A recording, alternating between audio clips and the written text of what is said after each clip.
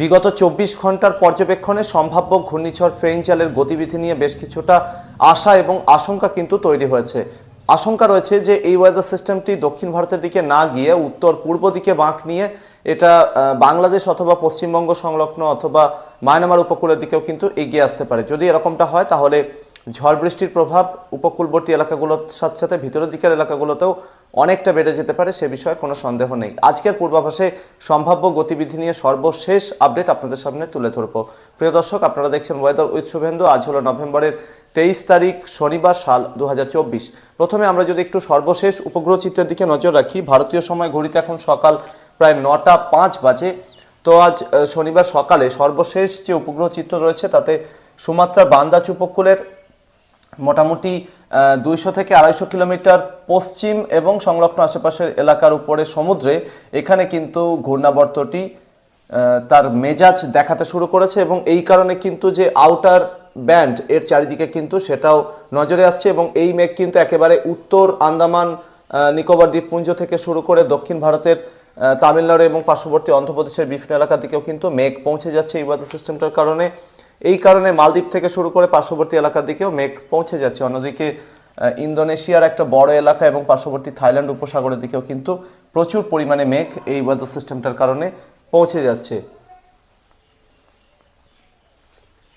এদিকে সর্বশেষ উপগ্রহ চিত্রে একটা পশ্চিমী ঝঞ্ঝা আফগানিস্তান এবং পার্শ্ববর্তী উত্তর পাকিস্তানের দিক থেকে জম্মু কাশ্মীর লাদাখের দিকে প্রবেশ করতে দেখা গেছে এবং এই ওয়েদার সিস্টেমটার কারণে ইতিমধ্যেই জম্মু কাশ্মীর এবং লাদাখের উঁচু পার্বত্য এলাকাগুলোতে তুষারপাতও কিন্তু শুরু হয়ে গেছে। এদিকে পূর্ব ভারতের দিকে ঝাড়খণ্ড থেকে শুরু করে ওড়িশা, বিহার, পশ্চিমবঙ্গ, বাংলাদেশ, ত্রিপুরা, আসাম সর্বত্রই প্রায় আকাশ মোটের উপর পরিষ্কার রয়েছে। শুধুমাত্র মেঘালয় এবং অরুণাচল লাগোয়া আসামের দিকটাতে এখানে খানিকটা মেঘের আনাগোনা রয়েছে এই মুহূর্তে। প্রিয় দর্শক, এটা হলো আজকের সর্বশেষ বায়ুপ্রবাহ এবং সম্ভাব্য পরিস্থিতি। সেক্ষেত্রে দেখা যাচ্ছে যে পশ্চিমী ঝঞ্ঝাটির কারণে উত্তর পাকিস্তান, উত্তর আফগানিস্তানের বিভিন্ন এলাকার সাথে সাথে জম্মু কাশ্মীর, লাদাখের দিকেও কিন্তু আগামী 24 ঘন্টার মধ্যে ভালো রকমের তুষারপাতের সম্ভাবনা রয়েছে। চীনের ভিতরের দিকের এলাকাগুলোতেও প্রচুর তুষারপাত হতে পারে। সেই সাথে উত্তরাখণ্ড, হিমাচলের উঁচু পার্বত্য এলাকা, নেপালের উঁচু পার্বত্য এলাকাগুলো, সিকিম, ভুটান, অরুণাচলের উঁচু পার্বত্য এলাকার দিকেও কিন্তু তুষারপাতের সম্ভাবনা রয়েছে। এমনকি 24 ঘন্টার মধ্যে মেঘালয় এবং লাগোয়া আসামের কিছু কিছু এলাকা এবং পার্শ্ববর্তী মণিপুর, মিজোরামের দিকে কোথাও কোথাও ছিটেফোঁটা থেকে হালকা বৃষ্টি হওয়ার মতো পরিস্থিতিও কিন্তু নজরে আসবে বলেই মনে হচ্ছে। এদিকে রাজস্থান এবং সংলগ্ন এলাকার উপরে এখানে একটা অ্যান্টিসাইক্লোন রয়েছে। মধ্য পাকিস্তান এবং সংলগ্ন এলাকার উপরে এখানে একটা ঘূর্ণাবর্ত তৈরি হয়েছে এই পশ্চিমী ঝঞ্ঝার কারণে। তো এর ফলে এই অ্যান্টিসাইক্লোনের সৌজন্যে উত্তরে হাওয়া মধ্য ভারত এবং সংলগ্ন এলাকার দিকে প্রবাহিত হচ্ছে। তার কিছুটা অংশ পূর্ব ভারতের ঝাড়খণ্ড, বিহার এবং পার্শ্ববর্তী এলাকার দিকে প্রবেশ করছে। আজকে বেলা বাড়তেই খানিকটা হলেও উত্তরে হাওয়ার গতি একটু হলেও বাড়বে বলেই মনে হচ্ছে, যেটা এখনো পর্যন্ত স্তব্ধ হয়ে রয়েছে বা থেমে রয়েছে। কিন্তু বিগত 24 ঘন্টায় উত্তরে হাওয়া যথেষ্ট গতিবেগে পশ্চিমবঙ্গের বিভিন্ন এলাকার উপর দিয়ে বইতে দেখা গেছে। ফলে পূর্বাভাস মতোই তাপমাত্রাও কিন্তু এর আগের তুলনায় গাঙ্গেয় দক্ষিণবঙ্গের বিভিন্ন জেলা, পার্শ্ববর্তী উত্তরবঙ্গ, অন্যদিকে ঝাড়খণ্ড, বিহার, বাংলাদেশের বিভিন্ন এলাকা সর্বত্রই কিন্তু দিন এবং রাতের তাপমাত্রা দুটোই কমতে দেখা গেছে। তো যাই হোক, উইন্ড প্যাটার্নে এইরকম পরিস্থিতি নজরে আসছে। সেক্ষেত্রে বঙ্গোপসাগরের একেবারে দক্ষিণাঞ্চল এবং পার্শ্ববর্তী এলাকাগুলোতে সিস্টেমটার উপস্থিতি এখানে নিউমেরিক্যাল মডেলও কিন্তু নজরে আসছে এবং এর প্রভাবে কিন্তু দক্ষিণ ভারতের কেরল, তামিলনাড়ুর সাথে সাথে পার্শ্ববর্তী আরও বিভিন্ন এলাকা, আন্দামান নিকোবর দ্বীপপুঞ্জের বিভিন্ন এলাকাতেও কিন্তু অলরেডি আজকে থেকেই বৃষ্টি শুরু হয়ে যাবে বলে মনে করছি, যদিও আজকে বৃষ্টির পরিমাণ হালকা থাকার সম্ভাবনাই বেশি।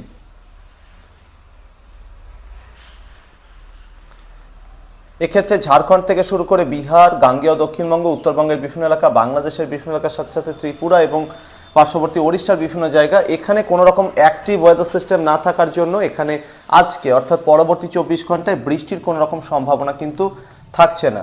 আগামীকাল অর্থাৎ নভেম্বরের 24 তারিখ হতে হতে আবহাওয়াতে পরিস্থিতি কেমন থাকতে পারে সেটার দিকে আমরা যদি নজর রাখি, তাহলে দেখা যাচ্ছে যে পাহাড়ের উপরে জম্মু কাশ্মীর, লাদাখের দিকে পশ্চিমী ঝঞ্ঝাটি আর একটু জাঁকিয়ে বসতে পারে। অর্থাৎ এখানে ভালো রকমের তুষারপাতের সম্ভাবনা থাকছে। নেপাল, সিকিম, ভুটান, অরুণাচলে উঁচু পার্বত্য এলাকাগুলোতে বৃষ্টির সাথে সাথে তুষারপাতের সম্ভাবনা থাকছে।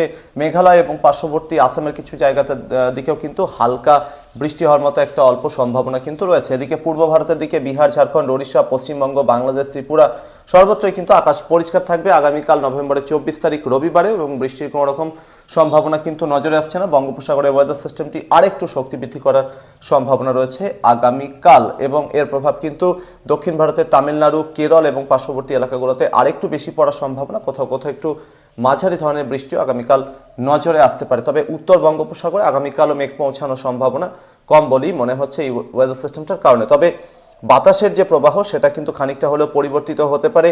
জম্মু কাশ্মীর, লাদাখ, উত্তর পাকিস্তান এদিক থেকে কিন্তু ঠান্ডা হওয়ার গতি আগামীকাল বৃদ্ধি পেতে পারে। উত্তরপ্রদেশ এবং পার্শ্ববর্তী এলাকার দিকে যেটা প্রভাব দেখাতে পারে, পরবর্তীতে সেটা ধীরে ধীরে গাঙ্গেয় দক্ষিণবঙ্গ এবং বাংলাদেশ সংলগ্ন এলাকার দিকে ঢুকবে বলেই মনে হচ্ছে। প্রিয় দর্শক, নভেম্বরের 25 তারিখ অর্থাৎ সোমবার হতে হতে কিন্তু এই ওয়েদার সিস্টেমটি পাহাড় থেকে অনেকটাই পূর্বের দিকে সরে যাবে এবং এখানে পাহাড়ের আকাশ পরিষ্কার হয়ে যাবে। অর্থাৎ উত্তর পাকিস্তান, উত্তর আফগানিস্তান এবং মধ্য পাকিস্তান, মধ্য আফগানিস্তানের বিভিন্ন এলাকার সাথে সাথে জম্মু কাশ্মীর, লাদাখ, হিমাচল, উত্তরাখণ্ড, ভারতের রাজধানী দিল্লি, পাঞ্জাব, হরিয়ানা এই এলাকাগুলোতে আকাশ পরিষ্কার হয়ে যাবে এবং এই অ্যান্টিসাইক্লোনের সাপোর্টে কিন্তু উত্তর পশ্চিমের হাওয়া খুব দ্রুত গতিবেগে নামতে থাকবে উত্তরপ্রদেশ, বিহার এবং সংলগ্ন এলাকার দিকে। তারপর সেই হাওয়া কিন্তু ধীরে ধীরে গাঙ্গেয় দক্ষিণবঙ্গ, উত্তরবঙ্গ, বাংলাদেশ, ওড়িশা সংলগ্ন এলাকার দিকে প্রবেশ করবে বলেই মনে করছি। নেপাল এবং পার্শ্ববর্তী অরুণাচলের দিক থেকেও খানিকটা শুকনো ঠান্ডা হাওয়া নামবে বলেই মনে করছি। ফলে আগামী পরশু দিন অর্থাৎ নভেম্বরের 25 তারিখ সোমবার থেকে কিন্তু কলকাতা সহ গাঙ্গেয় দক্ষিণবঙ্গ, সেই সাথে বাংলাদেশের রাজধানী ঢাকা সহ বাংলাদেশের বিভিন্ন এলাকা, ত্রিপুরার বিভিন্ন জায়গা, সেই সাথে উত্তরবঙ্গের বিভিন্ন জেলা, অন্যদিকে বিহার, ঝাড়খণ্ড, ওড়িশা সর্বত্রই কিন্তু তাপমাত্রা আরও একটু কমবে। অর্থাৎ দিন এবং রাতের তাপমাত্রা দুটোই আরও একটু কমার সম্ভাবনা। কতটা কমতে পারে? মোটামুটি আরও 1 থেকে 2 বা 3 ডিগ্রি সেলসিয়াস পর্যন্ত কমার একটা সম্ভাবনা রয়েছে।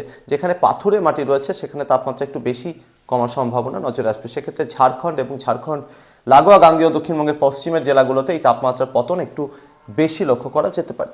তো যাই হোক, বিগত 24 ঘন্টায় আমরা উত্তরে হওয়ার প্রভাব টের পেয়েছি, তাপমাত্রা খানিকটা হলেও নেমেছে এবং আগামী আরও প্রায় 48 ঘন্টা পরে পশ্চিমী ঝঞ্ঝার প্রভাব কেটে যাওয়ার পর উত্তরে হাওয়ার গতি বৃদ্ধি পাওয়ার সম্ভাবনা এবং তারই হাত ধরে কিন্তু শুকনো ঠান্ডা হাওয়া ঢুকে পড়বে পূর্ব ভারতের দিকে এবং পার্শ্ববর্তী এলাকার দিকে।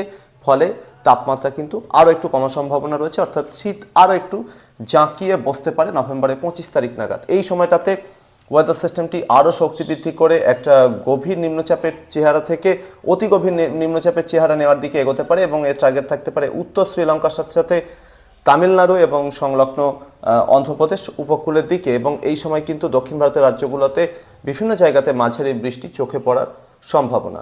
ভারতীয় সময় সকাল 9:10 এই সময় পশ্চিমবঙ্গের যে বহরমপুর শহর রয়েছে মুর্শিদাবাদে, সেখানে বাতাসের গুণগত মান কিন্তু অত্যন্ত খারাপ। 274 মাইক্রন প্রতি কিউবিক মিটারে এখানে বাতাসের যে দূষণ সেটা রেকর্ড করা হচ্ছে এবং এটা কিন্তু আনহেলদি অর্থাৎ অস্বাস্থ্যকর পরিস্থিতি কিন্তু মুর্শিদাবাদের বহরমপুর শহর এবং পার্শ্ববর্তী এলাকার দিকে রয়েছে। আমরা যদি একটু কলকাতার দিকে নজর রাখি, কলকাতার ফোর্ট উইলিয়াম যে এলাকাটা রয়েছে সেখানে এই মুহূর্তে বাতাসের গুণগত মান 227 মাইক্রন প্রতি কিউবিক মিটারে রেকর্ড হচ্ছে এবং এখানেও কিন্তু আনহেলদি ক্যাটাগরি রয়েছে, অর্থাৎ বাতাসের যে দূষণ সেটা কিন্তু যথেষ্ট অস্বাস্থ্যকর পরিস্থিতিতে রয়েছে কলকাতা এবং পার্শ্ববর্তী এলাকার ক্ষেত্রে। বলা বাহুল্য যে শুধুমাত্র কলকাতা বা বহরমপুরই নয়, সমগ্র গাঙ্গেয় দক্ষিণবঙ্গ, উত্তরবঙ্গের সমতলের জেলাগুলোতে এই মুহূর্তে দূষণের মান কিন্তু অত্যন্ত খারাপ এবং সেই সাথে ঝাড়খণ্ড, বিহারের বিভিন্ন এলাকার সাথে সাথে বাংলাদেশের বিভিন্ন এলাকাতেও কিন্তু যথেষ্ট বায়ু দূষণ এই মুহূর্তে রয়েছে। আগামী 4-5 দিনের মধ্যে এই দূষণের হাত থেকে রেহাই মেলার সেরকম বড় কোনো সম্ভাবনা দেখছি না। তো সেক্ষেত্রে পরিস্থিতি যেটা দাঁড়াচ্ছে, শুধুমাত্র আসামের কিছু কিছু জায়গা ছাড়া এবং দার্জিলিং, কালিম্পং ছাড়া ওভারঅল উত্তরবঙ্গের সমস্ত জেলা এবং সেই সাথে কলকাতা সহ গাঙ্গেয় দক্ষিণবঙ্গের সমস্ত জেলা, ঝাড়খণ্ড, বিহার, ওড়িশার সমস্ত এলাকা, সেই সাথে বাংলাদেশের প্রায় সমস্ত এলাকা, ত্রিপুরার প্রায় সব এলাকা, এখানে সর্বত্রই নভেম্বরের 26 তারিখ অথবা 27 তারিখ পর্যন্ত আকাশ মোটের উপর পরিষ্কার থাকার সম্ভাবনা বেশি। সেই সাথে দিন এবং রাতের তাপমাত্রা আরও কিছুটা করে কমতে দেখা যেতে পারে এবং শীত এক্ষেত্রে আরও একটু জাঁকিয়ে বসার সম্ভাবনা, যেরকমটা বললাম 48 ঘন্টা পর থেকে এই ঠান্ডার তীব্রতা আরও একটু বৃদ্ধি পাওয়ার সম্ভাবনা রয়েছে। এবং এই সময়ের মধ্যে নভেম্বরের 27 তারিখের মধ্যে যে এলাকাগুলোর কথা বললাম সেখানে কোথাও বৃষ্টির কোনো রকম আশঙ্কা কিন্তু থাকছে না, যা চাষি ভাইদের জন্য বেশ কিছুটা ভালো খবর। এবং নভেম্বরের 26 তারিখ হতে হতে ECMWF এর যে AI মডেল রয়েছে সেখানে যদি আমরা নজর রাখি তাহলে দেখা যাচ্ছে যে উত্তর শ্রীলঙ্কা এবং সংলগ্ন এলাকার দিকে কিন্তু সিস্টেমটা এগোতে থাকবে বলেই মনে হচ্ছে এবং সেই সাথে যত সময় যাবে উত্তর বঙ্গোপসাগর এবং পার্শ্ববর্তী এলাকার দিকে মেঘের পরিধি একটু একটু করে বিস্তার লাভ করতে থাকবে এবং এটা একটা ঘূর্ণিঝড়ের চেহারা নিয়ে অন্ধ্র এবং তামিলনাড়ু উপকূলের দিকে প্রথমে এগোনোর সম্ভাবনা থাকছে। সম্ভবত নভেম্বরের 27 থেকে 28 তারিখের মধ্যে এটা ঘূর্ণিঝড়ে রূপান্তরিত হয়ে যেতে পারে এবং এই সময় উত্তর বঙ্গোপসাগরের সাথে সাথে বাংলাদেশের পার্বত্য চট্টগ্রাম, পশ্চিমবঙ্গের 24 পরগনা এবং পার্শ্ববর্তী কিছু এলাকা, বরিশাল এবং খুলনা ডিভিশনের বিভিন্ন এলাকা, ত্রিপুরার দক্ষিণ ভাগের সাথে সাথে মণিপুর, মিজোরামের বিভিন্ন জায়গাতে হালকা বৃষ্টি হওয়ার মতো পরিস্থিতি কিন্তু তৈরি হয়ে যেতে পারে। কবে থেকে? না, নভেম্বরের 28 তারিখ থেকে। এরকমটা ইঙ্গিত কিন্তু এআই মডেল থেকে পাওয়া যাচ্ছে এবং সেক্ষেত্রে ভিতরের দিকের এলাকাগুলোতে খুব বেশি এফেক্ট পড়ার সম্ভাবনা কম বলেই মনে হচ্ছে। উপকূলবর্তী ওড়িশার কিছু জায়গাতে হালকা বৃষ্টি হওয়ার মতো পরিস্থিতি কিন্তু থাকতে পারে এবং এর আগে যেটা ইন্ডিকেশন পাওয়া যাচ্ছিল যেটা তামিলনাড়ুতে আঘাত করার সম্ভাবনা বেশি এবং বর্তমানে কিন্তু তামিলনাড়ু উপকূলকে ছেড়ে এটা আরও খানিকটা উত্তর দিকে এগোনোর প্রবণতা দেখাবে, এরকমটা কিন্তু বিভিন্ন ওয়েদার মডেলে এরকমটাই নজরে আসছে।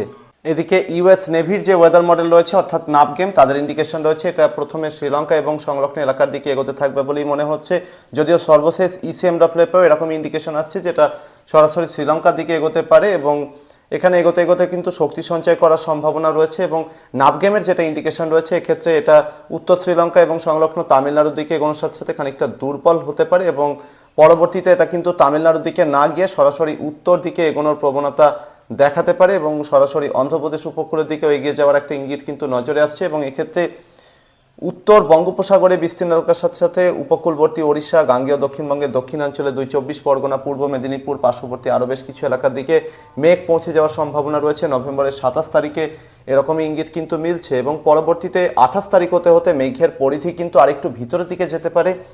নভেম্বরের 28 তারিখ হতে হতে ওড়িশার বিভিন্ন এলাকাতে হালকা থেকে মাঝারি বৃষ্টির সম্ভাবনা বা ইঙ্গিত নজরে আসছে এবং সিস্টেমটি অন্ধ্রপ্রদেশ উপকূলে ল্যান্ডফলের ইঙ্গিত পাওয়া যাচ্ছে। সেক্ষেত্রে গাঙ্গেয় দক্ষিণবঙ্গের 24 পরগনা, পূর্ব মেদিনীপুর, কলকাতা, হাওড়া, হুগলি, পশ্চিম মেদিনীপুর, ঝাড়গ্রাম, বাঁকুড়ার দক্ষিণ ভাগ, সেই সাথে নদিয়ার দক্ষিণাঞ্চলে কিছু এলাকাতেও বৃষ্টির ইঙ্গিত পাওয়া যাচ্ছে, যদিও বৃষ্টির পরিমাণ প্রধানত হালকা থাকার সম্ভাবনাই বেশি।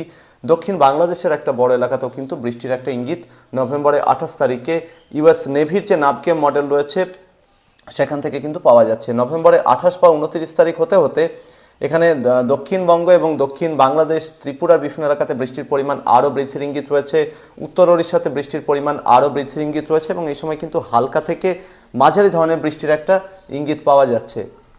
বিভিন্ন ওয়েদার মডেলের ইন্ডিকেশন এবং আরও অন্যান্য পর্যবেক্ষণকে মাথায় রেখে এটা বলতে হচ্ছে যে বঙ্গোপসাগরে একেবারে দক্ষিণাঞ্চল এবং সংলগ্ন ইকুয়েটোরিয়াল যে ইন্ডিয়ান ওশান রয়েছে উত্তরাঞ্চলের এই এলাকাগুলোতে সি সারফেস টেম্পারেচার প্রথমত এই মুহূর্তে 29 থেকে 30 ডিগ্রি সেলসিয়াস রয়েছে। ফেজ 2তে থাকতে পারে এই সময় মেডেন জুলিয়ান অসিলেশন, তার একটা সাপোর্ট থাকবে, সেই সাথে ভালো রকম ইকুয়েটোরিয়াল আউটফ্লো হওয়ার সম্ভাবনা রয়েছে, অর্থাৎ সিস্টেমটা চারিদিকে যখন বাতাস রোটেট হতে হতে উপরের দিকে উঠবে তখন কিন্তু ভালো রকম আউটফ্লো থাকার সম্ভাবনা, অর্থাৎ সিস্টেমটা একটা সুন্দর ছন্দ মেনে কিন্তু তৈরি হতে থাকবে এরকম ইঙ্গিত রয়েছে। Low to moderate wind share রয়েছে, অর্থাৎ খুব বেশি উইন্ড শেয়ার কিন্তু এই মুহূর্তে সুমাত্রা বান্দাজ উপকূলের পশ্চিম দিকের এই এলাকাতে এখন নেই বললেই চলে এবং এই সমস্ত সাহায্য পেয়ে ওয়েদার সিস্টেমটা কিন্তু খুব দ্রুত শক্তি বৃদ্ধি করবে বলেই মনে হচ্ছে। আগামী কয়েকটা দিনের মধ্যে আমরা যেটা দেখতে পাবো বঙ্গোপসাগরের দক্ষিণাঞ্চল এবং পার্শ্ববর্তী এলাকাগুলোতে পরবর্তীতে ওয়েদার সিস্টেমটা উত্তর শ্রীলঙ্কা এবং সংলগ্ন তামিলনাড়ু উপকূলের দিকে টার্গেট করে এগোতে থাকবে। প্রিয় দর্শক, এটা হচ্ছে ট্রপোস্ফিয়ারের মোটামুটি 10 কিলোমিটার বা তার বেশি উচ্চতার বায়ুপ্রবাহ, সম্ভাব্য বায়ুপ্রবাহ। সেখানে যেটা দেখা যাচ্ছে যে এই ওয়েদার সিস্টেমটা কিন্তু মোটামুটি এরকমইভাবে তাল মিলিয়ে তামিলনাড়ু এবং সংলগ্ন এলাকার দিকে এবং উত্তর শ্রীলঙ্কার দিকে এগোনোর সাথে সাথে পরবর্তীতে কার্ভ করার একটা প্রবণতা দেখাবে, কারণ বাতাসের প্রবাহ কিন্তু উত্তর পূর্ব দিকে সেই সময় থাকার সম্ভাবনা রয়েছে। আরেকটা সম্ভাবনা রয়েছে শ্রীলঙ্কার একেবারে দক্ষিণ ভাগের দিক দিয়ে যদি সিস্টেমটি যায় তাহলে কিন্তু এটা সরাসরি লাক্ষাদ্বীপ এবং সংলগ্ন এলাকা হয়ে এটা আরব সাগরের দিকে চলে যেতে পারে, কিন্তু বর্তমান প্রেক্ষাপটে সেটা সম্ভাবনা একটু হলেও তুলনামূলক কমেছে বলে মনে হচ্ছে এবং উত্তর পূর্ব দিকে কার্ভ করার একটা প্রবণতা কিন্তু দেখাতে পারে ওয়েদার সিস্টেমটি। এক্ষেত্রে দুটো সম্ভাবনা তৈরি হতে পারে, এক হচ্ছে মায়ানমারের দিকে এবং সংলগ্ন পার্বত্য চট্টগ্রামের বাংলাদেশের এই এলাকার দিকে চলে যেতে পারে, সেক্ষেত্রে কিছুটা দুর্বল হওয়ার সম্ভাবনা থাকবে। আর একটা সম্ভাবনা রয়েছে যে উত্তর বঙ্গোপসাগরের দিকে টার্গেট করে এগোনোর সাথে সাথে এখানে দুর্বল হতে হতে সিস্টেমটা কিন্তু পরবর্তীতে অন্ধ্র উপকূল এবং সংলগ্ন এলাকার দিকে ঢুকে যেতে পারে, এরকমই একটা সম্ভাবনাও কিন্তু রয়েছে। সেক্ষেত্রে যেটা হতে পারে যে পশ্চিমবঙ্গ, ওড়িশা এবং বাংলাদেশের উপকূলবর্তী এলাকাগুলোতে বৃষ্টির যে ইঙ্গিত দিয়েছিলাম সেটা আপাতত থাকছে, এবং নভেম্বরের 27 বা 28 তারিখেই কিন্তু এখানে মেঘ ঢুকে যাওয়ার সাথে সাথে বৃষ্টিও শুরু হয়ে যেতে পারে, এবং বৃষ্টির পরিমাণ প্রধানত হালকা থাকার সম্ভাবনাই বেশি বলে মনে হচ্ছে ওড়িশা, গাঙ্গেয় দক্ষিণবঙ্গ, বাংলাদেশের দক্ষিণাঞ্চলের বিভিন্ন এলাকাতে, ত্রিপুরার দক্ষিণ ভাগের কিছু এলাকাতেও বেশ খানিকটা প্রভাব পড়ার সম্ভাবনা রয়েছে। যদি ওয়েদার সিস্টেমটি উত্তর এবং উত্তর পূর্ব দিকে কার্ভ করতে থাকে, সেক্ষেত্রে এই যে সাবট্রপিক্যাল রিজ রয়েছে প্রচুর গতিবেগে যেটা বয়ে যাচ্ছে পশ্চিম থেকে পূর্বের দিকে, এর প্রবল ধাক্কায় কিন্তু ওয়েদার সিস্টেমটা দুর্বল হতে থাকবে, এবং যত উত্তর দিকে এগোতে থাকবে, যদি এগোতে থাকে, সেক্ষেত্রে কিন্তু উত্তর পশ্চিমে শুকনো ঠান্ডা হাওয়া কিন্তু লাগাতার সিস্টেমটা চারিদিকে ঢুকতে থাকবে। তবে যতই দুর্বল হোক না কেন, যদি উত্তর পূর্ব দিকে বাঁক নেয়, বাংলাদেশের দিকে যদি প্রবেশ করে, তাহলে নিশ্চিতভাবেই ওড়িশা, পশ্চিমবঙ্গের উপকূলে এর যথেষ্ট প্রভাব পড়বে, এবং সেক্ষেত্রে অসময়ে বৃষ্টির ফলে উপকূলবর্তী এবং দক্ষিণাঞ্চলের এই এলাকাগুলোতে কিন্তু অসময়ে বৃষ্টিতে চাষের একটা বড়সড় ক্ষতির আশঙ্কা কিন্তু তৈরি হতে পারে। সেক্ষেত্রে নভেম্বরে 28 থেকে শুরু করে 30 তারিখের মধ্যে এই অসময়ে বৃষ্টির আশঙ্কা সব থেকে বেশি বলে মনে করছি বর্তমান প্রেক্ষাপটে। যেহেতু আজ নভেম্বরের 23 তারিখ হলো, মাঝে এখনও 3 থেকে 4 দিন সময় রয়েছে, তাই পরিস্থিতির দিকে আমি কড়া নজর রাখছি। সিস্টেমটি সম্ভাব্য গতিবিধি নিয়ে এখনই নিশ্চিতভাবে বলা যাচ্ছে না যে সিস্টেমটি অ্যাকচুয়ালি কোথায় ল্যান্ডফল করতে পারে, কতটা শক্তিশালী বা পরে কতটা দুর্বল হওয়ার সম্ভাবনা, কোন দিকে এগিয়ে যেতে পারে ওয়েদার সিস্টেমটি, এবং মোটামুটি একটা ব্যাপারে নিশ্চিত হওয়া গেছে যে পশ্চিমবঙ্গ, সেই সাথে ওড়িশা, বাংলাদেশ, ত্রিপুরা এই এলাকাগুলোর একেবারে দক্ষিণাঞ্চলের এলাকাগুলোতে নভেম্বরের 27 বা 28 তারিখ থেকে মেঘ ঢুকে একটু একটু করে বৃষ্টি শুরু হওয়ার মতো পরিস্থিতি থাকবে। পরবর্তীতে বৃষ্টির পরিমাণ কতটা থাকবে সেটা জানার জন্য আরও 2-1 দিন অপেক্ষা করতে হবে। তবে উত্তরাঞ্চলের এলাকাগুলোতে এই ওয়েদার সিস্টেমটি সেরকম কোনো প্রভাব পড়বে না বলেই মনে হচ্ছে, ফলে সেখানে উত্তরে হওয়ার প্রভাব যেরকম থাকবে, ঠান্ডাও সেখানে সেরকমই থেকে যাওয়ার সম্ভাবনা রয়েছে। প্রিয় দর্শক, এই ছিল আগামী কয়েকটা দিনে আবহাওয়ার সম্ভাব্য পরিস্থিতি। চ্যানেলটিতে নতুন হয়ে থাকলে এখনই সাবস্ক্রাইব আর ফলো করে নিন। ভিডিওটিকে যতটা সম্ভব লাইক এবং শেয়ার করে দেবেন, সেই সাথে আপনার গুরুত্বপূর্ণ প্রশ্ন, মূল্যবান মতামত চ্যানেলে কমেন্ট বক্সে রাখতে কোনোভাবেই ভুলবেন না। পরবর্তী আপডেট এবং লাইভে আবারও দেখা হচ্ছে। ধন্যবাদ।